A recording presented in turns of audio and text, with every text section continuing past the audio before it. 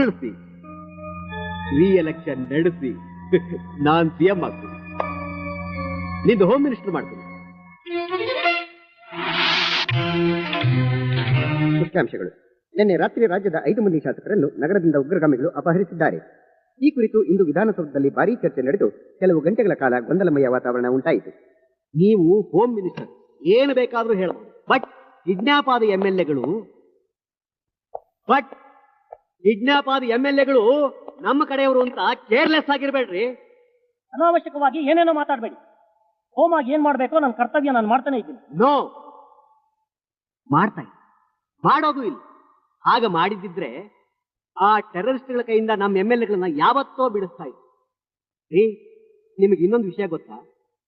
ಇನ್ನು 3 ದಿನದಲ್ಲಿ ಅವನ ಶಿಕ್ಷೆ ಮನ್ನಾ ಮಾಡದಿದ್ರೆ ನಮ್ಮ ಎಂ.ಎಲ್.ಎಗಳನ್ನೆಲ್ಲ ಮುಗಿಸಿ ಬಿಡ್ತೀನಿ ಅಂತ ಹೇಳಿಕೆ ಬೇರೆ ಕೊಟ್ಟಿದ್ದಾನೆ. ಸರ್,